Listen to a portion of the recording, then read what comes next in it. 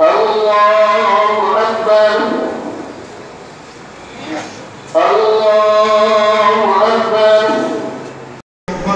وانصب وشعب واحد يولد بها الدم بعد الصلاة وأكل الفرائض برحمتك نستغيث أصلح لنا شأننا كله ولا تكلنا إلى أنفسنا. جاءت رسل ربنا بالحق قال الله عز وجل برحمتك يا أرحم الراحمين.